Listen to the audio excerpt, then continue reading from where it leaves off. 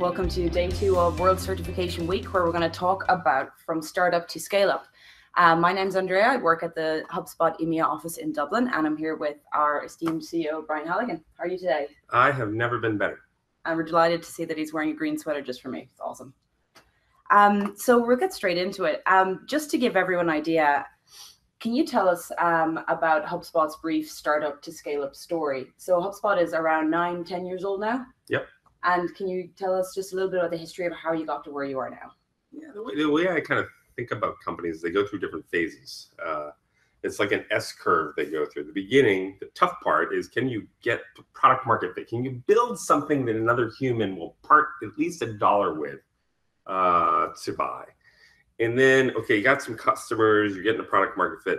Then can you acquire some customers and get the math to work a little bit, so I can acquire a customer for X and get the value of at least 3X out of that? And then the next phase is what I call the scale up phase. So the first two phases are kind of the startup phase. Scale up phase is, can I pour a lot of resources into the top of my funnel and acquire customers at X for at least 3X at scale, and not break it, not completely shake the machine and have the wheels fall off? So it took us probably 6-7 years to kind of get out of startup mode, and we've been in scale up mode for the last couple of years, where we acquire customers for plus or minus $12,000, and our total value for a customer plus or minus $55,000. We were able to hit the gas and not have the car fall apart. That's kind of the journey we've been on. Is there a magic number around the 3X? Is that what you were aiming for, or that's kind of just how it worked out over time? Is that like a solid number to aim for? I think that's a solid number to aim for. I don't think there is a right number, but I think of HubSpot as sort of like an ATM where I put $1 in, and if I can get $5 out, that's a good machine. And I want to put more dollars in there. What you want to do is be able to put more dollars in there and have that ratio stay the same. Right. So we've been in scale up stage for the last 2 years. Yep. And does that mean opening international offices? Does that mean just growing the employee size? Does that mean increasing customer numbers? Like, what is how long do you think this scale up phase will last? Hopefully for a long, long time, because the next phase in my S curve is the disruption phase, when you get disrupted or you run out of market. Now, I think we're lucky at HubSpot because we've chosen a vast underpenetrated market. So hopefully we got a long way to go. And hopefully if and when disruption happens, we disrupt ourselves versus somebody disrupting us. So hopefully we'll be in the scale up mode for a very, very long time. So when it comes to the disruption side, you have to be very light on your feet when it comes to being able to build new products and being able to add on what people are looking for. So this is a question I had about the MVP, which is sort of one of the first things people always go to: get the minimal viable product, Yep. Product market fit. Yep. But over time, that product can change. So are you constantly actually going for an MVP year on year, or over time, does it change, or has the core of HubSpot stayed the same? I think that idea of an MVP and being very lean and very agile doesn't go away. I still feel like HubSpot's a bit of a startup, and I run it like a bit of a startup. So we have our core marketing business, of course, is going quite well. But within the marketing business, we'll build new products. We built a new ads product. When we build a new ads product, we have that same sort of MVP attitude of, can we build something that at least one of our customers will want to buy? Can we build it compelling enough that a bunch of our customers will want to buy? Can we get that math to work? And we measure things like, what's the percentage of people who start using our ads application, and then what's the percentage of those users where it's sticky? So we still treat that like a little startup.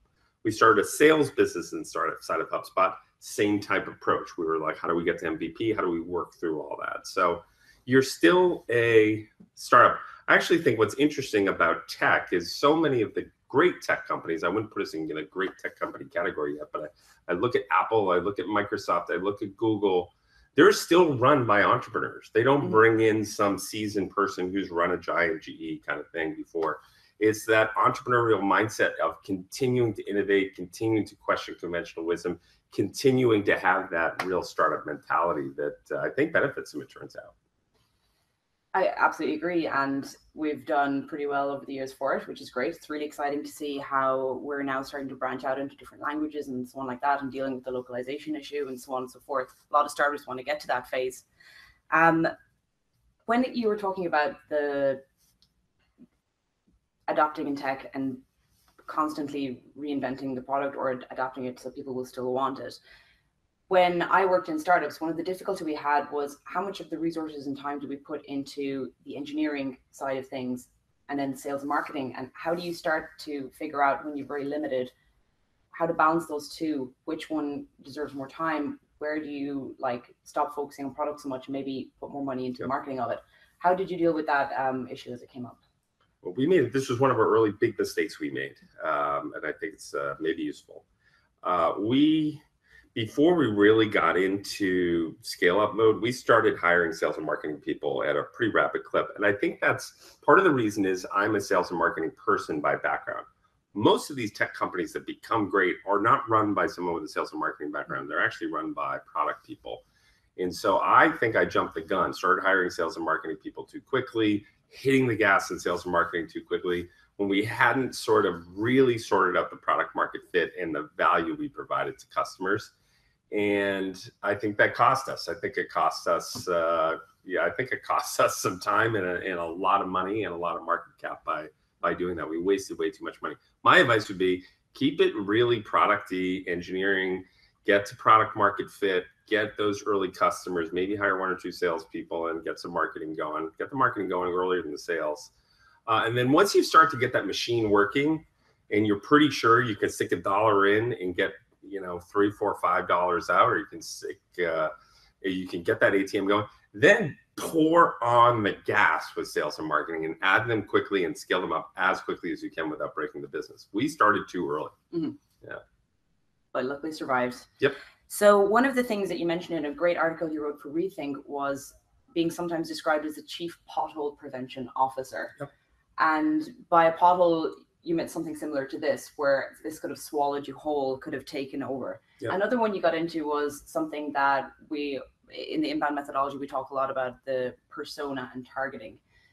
How did being unfocused on a persona also be quite a big pothole that could have swallowed us? And how did you end up deciding to focus on that single Mary Mofu monetization persona or strategy? Sure.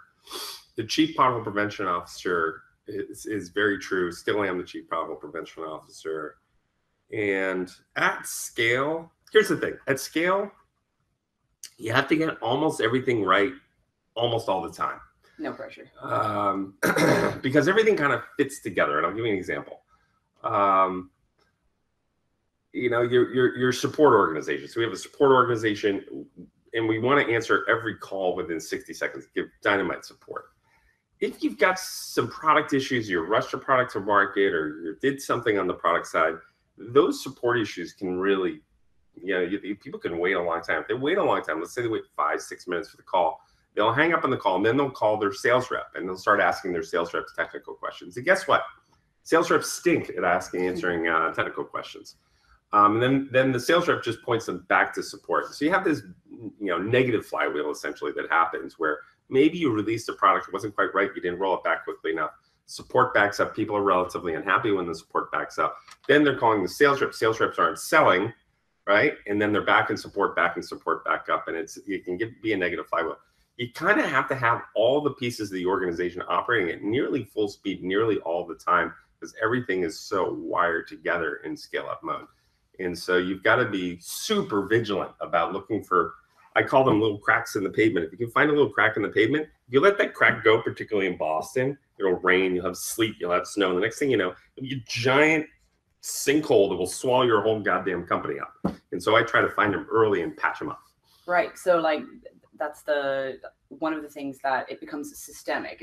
Every part of the organization becomes damaged by something as simple as not getting to those support calls on time and why. It's super cliche, but you're only as strong as your weakest link. If you're bad at marketing, it'll rip through the whole funnel. If you're bad at support, it'll rip through the other way. Everything is completely tied together. So you can I've never been just think surprised how tied together it is, I guess. Yeah, because a lot would have thought that, well, the product is great, it'll sell itself. It's fine, we just focus on that. We don't do anything else around that. Mm-hmm. And some have been lucky and that's even possible. Another big decision that HubSpot came up against was switching from the tofu to the mofu. So tofu is our acronym for top of the funnel tools to middle of the funnel tools, and really diving into being a marketing automation platform. Yep. Can you walk us through a bit about how you had first of all decided to build those more like traffic type tools and then move on to something that was more deeper about nurturing and about giving people a good experience? Sure. The early days of HubSpot were really focused on solving one simple problem. How do you turn a complete perfect stranger out there in the world into a visitor into your site? And we really spent 4 years on that mission to pull that off.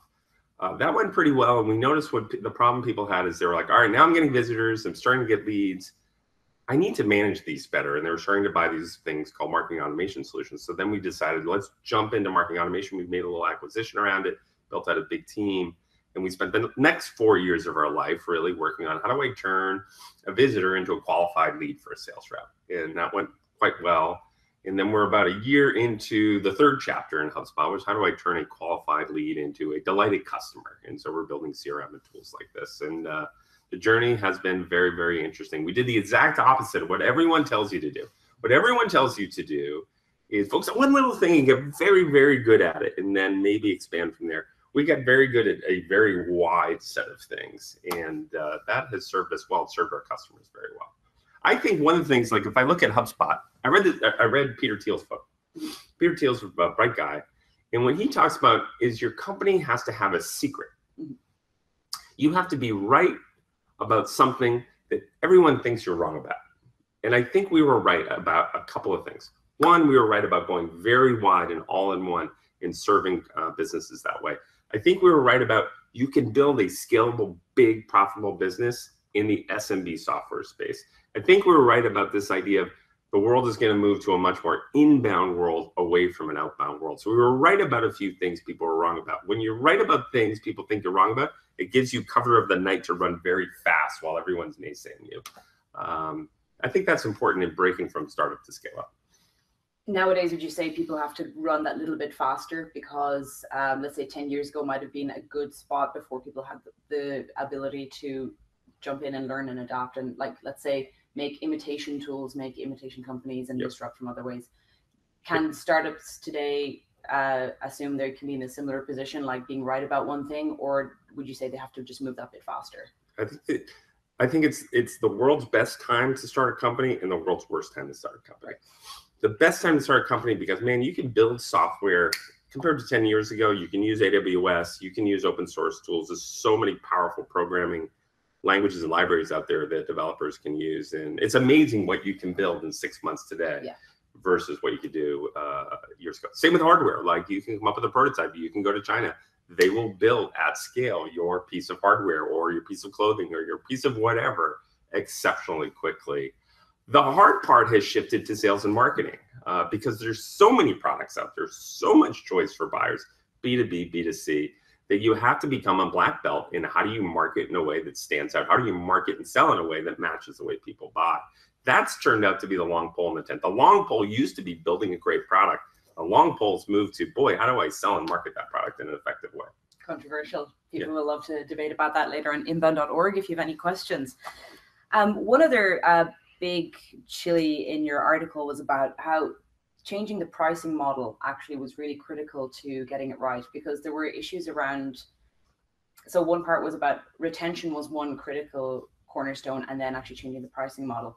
Can you talk us through how the change of the pricing model and why it worked, and then why retention became that thing you focused on so hard, like 2012, I believe? Sure. The thing that enabled us to skip from or move from startup to scale up was really improving customer value and improving the retention rates.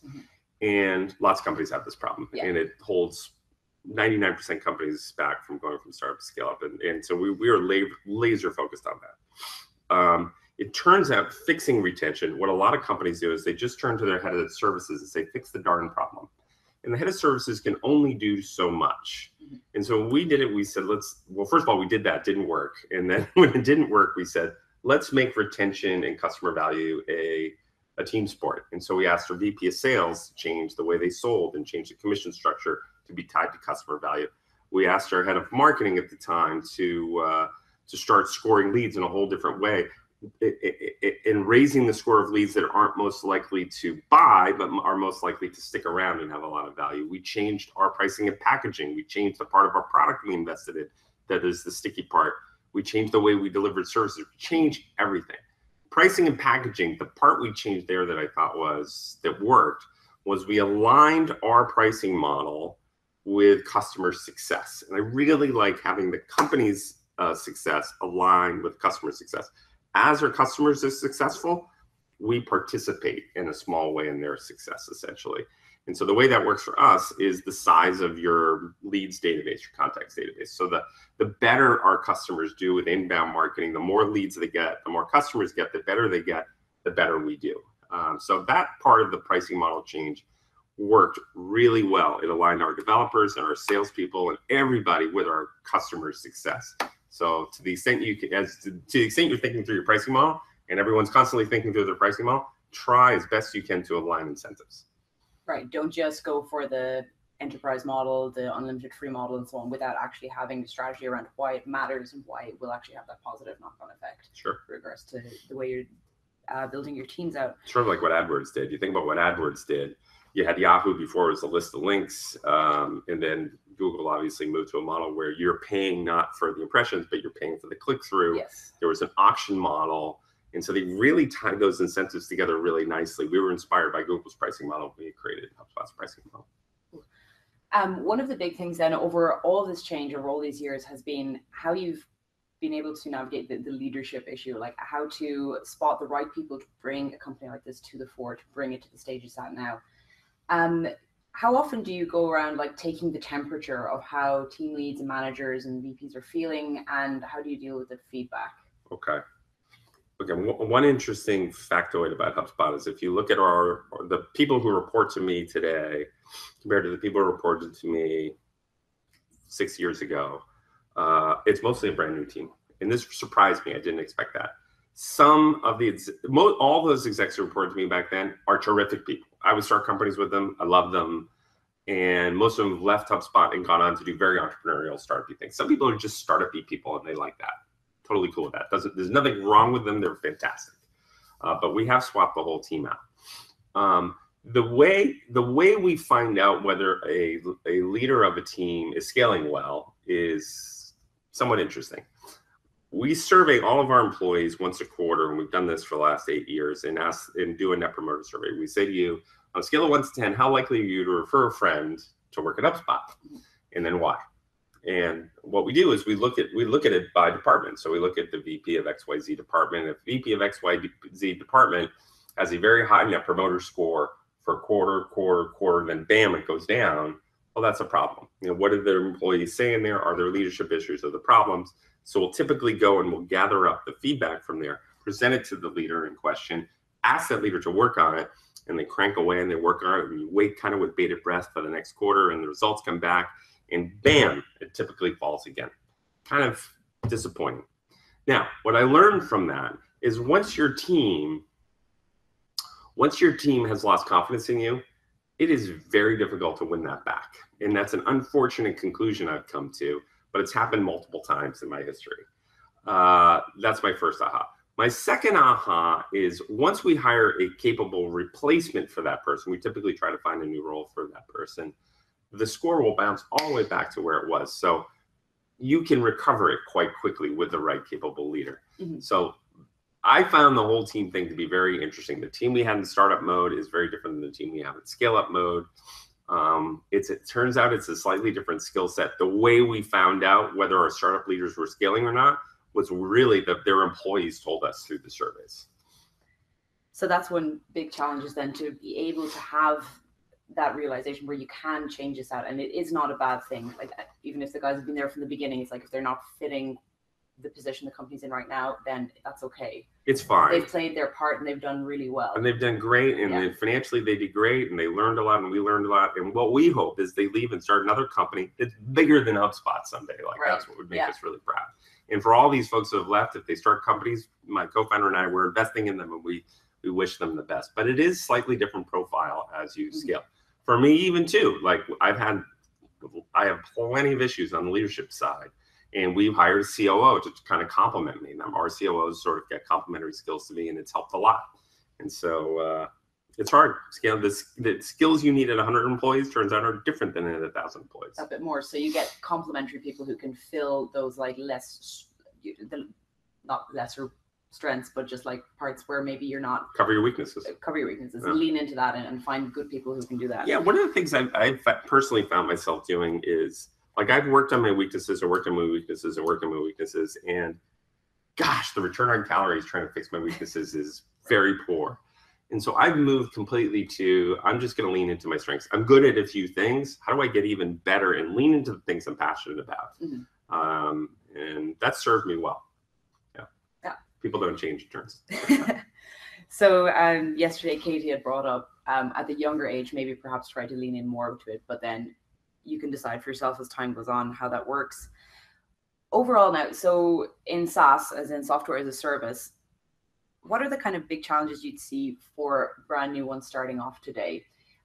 You've got a program running now, HubSpot for Startups. Yep. What challenges, do you see similar challenges to when HubSpot began, or has the game changed a bit in terms of SaaS and services such as that? I think that SaaS companies go through, the first challenge I have is, can they get the product market fit? Hard to do, lots of noise, lots of competitors. They need a secret, and they need to be able to build good product. We don't help with that. What we help with is, once they've got something that looks about right, boy, how do you fill your funnel? How do you pull visitors in? How do you turn those visitors into leads? How do you turn those leads into qualified leads and customers? And when you're a little tiny startup and you're just getting going, you can't afford HubSpot, it turns out. You haven't raised any venture funding yet. You're trying to prove out your idea, maybe prove it to venture capitalists or more investors. You've got no dough, and you're living on ramen. And so we've got an aggressive 90% discount for startups that are in incubators. We call it HubSpot for Startups. And it's basically a year subscription of HubSpot, a 90% discount. The second year, they get a 50% discount. And then the third year, they're on kind of normal pricing. And we put that together a couple of years ago, and we've signed up hundreds of incubators, and a lot of startups are taking advantage of it. I do feel like marketing and selling is hard today. So much competition, so much choice, so many people building products, so much funding out there that they need to become black belts in marketing and sales, and we want to help them do it. We want to get in there early and help them as much as we can, and then we'll grow together. That's the idea of it. Right. I was going to get to my question of what inspired you to want to offer a program to startups, because some people might think, well, that's not particularly profitable. They could never afford something as expensive as a big marketing automation and sales platform. But it's something that you believe it's like a long play. Yeah. And that's another point you had in the article. When do you make the right over the fast decisions and go for the long plays? And one of the things that I think co-founder choice is a good one. I found the near perfect co-founder. He and I are aligned on a lot of things. One of the things we're aligned on is we didn't want a small exit. We didn't want a quick win. We wanted to build something that would endure, be durable, build something our kids and our grandkids would be proud of over the long, long haul. And so every time we've got to make a decision, we typically lean on making the decision that benefits, enterprise value over the very long term. So stuff like this that is pittance of revenue and kind of distracting in the short term, well, it helps the community, but over the long haul, we're self-serving capitalists. It will help us over the long haul. As they grow, we'll grow together. Good stuff. So we're almost at the end. And one of the last things I wanted to ask about, so we wanted to make this a week of the theme on always be learning. We're now running sales certifications, marketing certifications, and all that of like growing together, sharing the knowledge and getting people to nail sales and marketing well. It's a bit of an unusual decision to start an entire academy. Where did that idea come from, and where do you see it? Like, do you see this as still being an extremely valuable part of HubSpot's mission? Yeah, I'm psyched about the academy. We had a terrific guy named Mark Killen start it, and he started it as a way to scalably train our customers on HubSpot and inbound marketing. And it went really well. Our customers really liked it. And we noticed non-customers kept taking the classes and really liking it, putting it on their LinkedIn profiles. Because once you learn inbound marketing and learn HubSpot, you become a very valuable marketer, and you get hired very quickly, and you end up making a lot of money, which is good, I guess. And so we started layering in more courses and then turning them for our customers and from the outside. We just layered in the sales course. I think the way marketing has changed, humans are changing the way they shop for products, the way they make decisions about products. Marketers needed to transform the way they marketed to match that. Sales is changing too. The way you sell has to change to match the way people buy. And cold calling people, I just think, is dead. Cold emailing people is not dead, but there's a way to do that that you need to increase the value and increase the context there. How you pursue an account, how you engage an account. The sales process changes as that customer, potential customer, can learn so much more on the internet, on your website, on Quora, so much more information available to them. So we wanted to build a modern methodology of how do you actually sell to the 2016 human that matches the way they buy. So we put together an awesome new course teaching people how to do that. So I'm hoping people take that. I think they really like it. Absolutely. So we offer sales and marketing courses, academy.hubspot.com/certification. If you're a startup, please check out our HubSpot for Startup course, or our program, pardon me, if you're part of an accelerator. And thanks for joining us. We hope to see you for day 3. Thank you, Brian. Thank you for having me. Yeah, been great. And we'll see you soon. Bye.